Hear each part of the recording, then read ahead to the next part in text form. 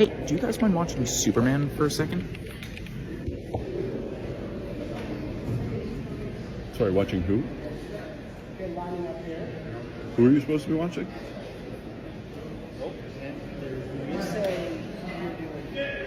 For the life of me, I can't understand why the teaser trailer dedicated screen time to some random dorky looking reporter from the Daily Planet I had to look up. I came here for Superman, not some auraless bozo who can't get his act together. Kinda disrespectful to compare someone like that to a goat like Superman. It's actually pretty impressive how they were able to differentiate David Cornsweet's appearance as both Clark Kent and Superman. You can actually believe why people would think they aren't one of the same. Some might argue we haven't gotten a good theatrical Superman since Christopher Reeve, and it's crazy how many similarities David Cornsweet shares with him. Both graduated from the Juilliard School in New York, they're the same height at 6'4", both could play the piano for some reason. Obviously they've both played Clark Kent / Superman in a theatrical film.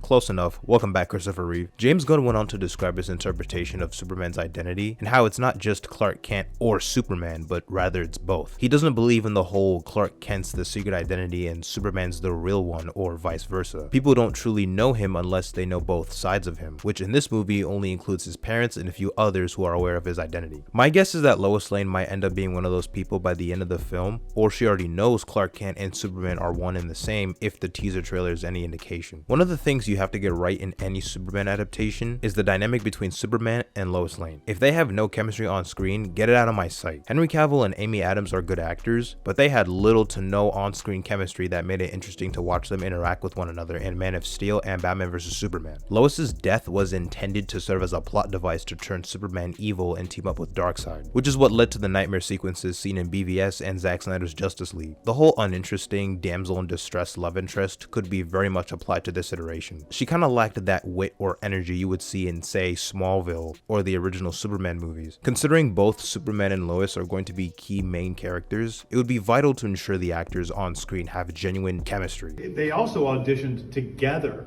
And when I was casting Lois and Clark, I wasn't just casting Lois and Clark, I was casting Clois. I was casting what their relationship was together and the energy they have between them. And it really was their energy, their back and forth nature. Like, I needed to believe that this was a guy that a woman this intelligent would actually fall in love with. And I also needed to believe that this was a woman that was going to challenge somebody who was a super powerful alien from another planet, so that they had this ping pong relationship that we need to have, and the sexual chemistry that they have that's so palpable as they stand here today.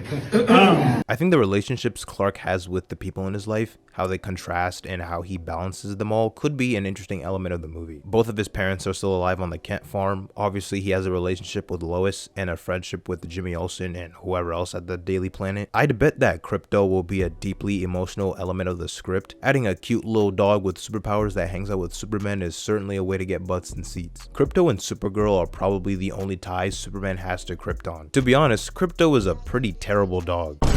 What? Hey, that's not me saying that, those are James Gunn's words. He's inspired by James Gunn's actual dog, who he adopted when writing the script for Superman. His dog was pretty problematic and destroyed a bunch of furniture, and it took a while for him to become accustomed to Gunn and his wife. This gave Gunn the idea of how difficult it would be if his dog had superpowers. Thus, Krypto was brought into the script. Hell, they're gonna have a whole Puppy Bowl preview centered on Krypto to serve as some of the marketing for the movie. Some of the other notable interactions include the connections to other heroes in the movie and how Superman came into contact with Hawkgirl, Metamorpho, Mr. Terrific, and Gardner Green Lantern. The roles of the other heroes in the movie aren't meant to be cameos. They're not just here to have random appearances like, hey, here's Hawkgirl and Gardner for 2 seconds, only to never see them again. They all have their moments to shine, and they're a part of the supporting cast. Mr. Terrific in particular is the main character of the supporting cast and is set to be a major part of the plot. Even before learning how significant a role Mr. Terrific would play in Superman, I was already excited to see him on the big screen. Mr. Terrific has been a prominent member of both the Justice Society of America and the Justice League. He's often regarded as being in the top 3 smartest characters in the DC universe. Michael Holt is a very tech-savvy hero, known for his T-spheres and brilliant scientific mind, creating one of the world's largest tech firms. I think a significant aspect of the movie will be its focus on how modern-day heroes are perceived through the eyes of average citizens in the DCU, as Superman might bring in a new perspective in traditionalism, while the other heroes might be very corporate. They all rock specific uniform jackets with the the Lortec logo in the middle, a company owned by Maxwell Lord, who will be played by Sean Gunn in the DCU. Superman is said to be dealing with hope and optimism in very difficult times, with the movie being about exploring Superman's humanities and emotions. A big focal point would be his effort to inspire in a world where kindness is often deemed as old-fashioned. It's primarily a story about the trio of Superman, that being Superman, Lois, and Lex. In this iteration, Lex Luthor will explore the scientific side of his character, as All-Star Superman was not only an inspiration for the visual aspect of Superman, but also how Lex Luthor will be depicted in the movie. Some versions in the past have downplayed Lex's scientific intelligence, and in this movie, there's this almost Silver Age feel to it in terms of the science fiction of it all, being able to utilize gadgets in unique ways to create the unimaginable. With him being the primary antagonist, I wouldn't be surprised if he created or was involved in the creation of Ultraman, whom we see in the trailer alongside the Engineer. Considering he's able to go toe-to-toe with Superman and is possibly responsible for leaving him bloodied up in the snow, I could see them easily having Luthor obtain Superman's DNA to create Ultraman. The kaiju Superman fights in the trailer could also be Luthor's doing, who knows.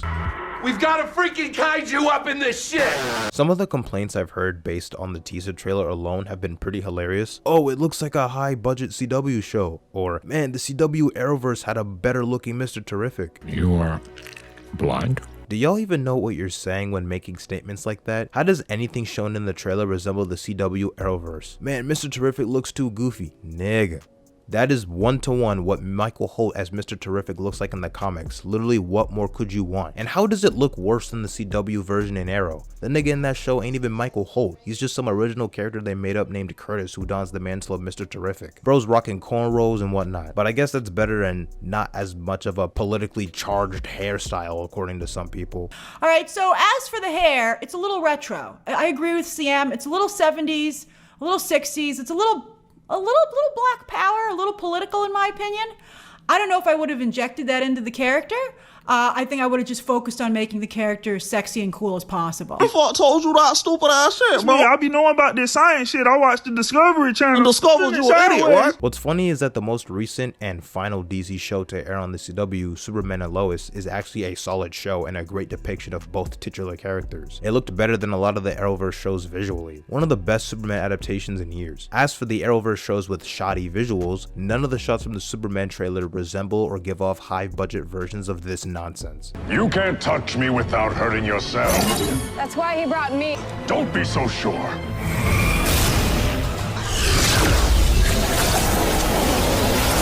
Dark!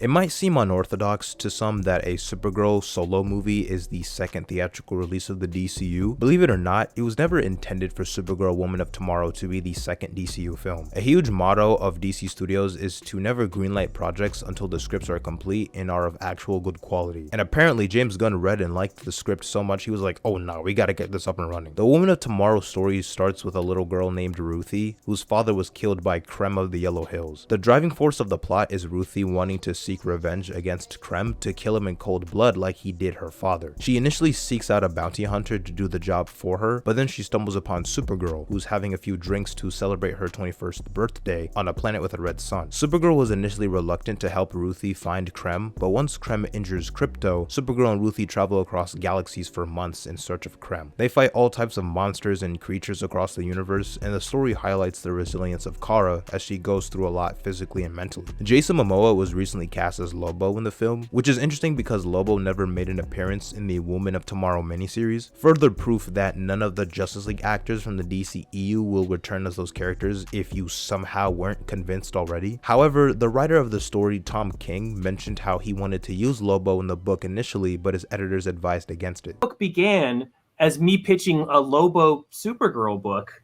And it was my editor, Brittany Holster and Jamie Rich, who were like, no, take Lobo out and make Supergirl the Rooster Cogburn character. My guess for Lobo's role in the movie is that he's either one of the first bounty hunters Ruthie encounters in her search for someone to help her kill Krem before she comes into contact with Supergirl, or he could possibly be tied to the Barbon's Brigands, which were this group of alien men that would go from planet to planet massacring people. It's not surprising Jason Momoa was granted the opportunity to play Lobo in the DCU, given how much he advocated advocated for playing the character years back. Well, I originally thought I was going to be playing Lobo in the very beginning because I got called in. I auditioned for Batman, and I almost didn't do it because I was like, this is silly. It's not going to be me. Why am I auditioning for Batman? I got called in the office, and I was just like, well, do you know who you're going to play? And I'm like, yeah, Lobo. Yeah. Of course, he's the only one that can fight Batman and Superman. He's like, what? Lobo? I'm like, no, he's not in this universe. I was like, what? What the hell am I supposed to, what the hell am I supposed to play? He was like, Aquaman. I'm like, me? What the f are you talking about? So Lobo was,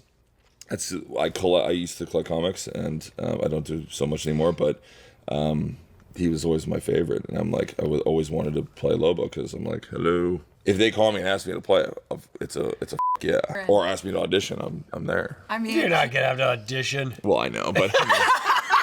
There was also a video he posted around the time James Gunn and Peter Safran were announced as co-CEOs of DC Studios, which featured Jason Momoa getting really excited about something pertaining to the new universe. I was screaming, wasn't I? Yeah. Screaming when I left Warner Brothers. Right? Everyone's in the meeting. 4 years again. It's a mystery, baby. We got, I got some really good news. Great news with Warner Brothers. Amazing. Wish I could tell you, but here it is. Peter, I love you. James, I love you. David. Okay. Mwah. To the future, to the future. Baby! Picture me rolling.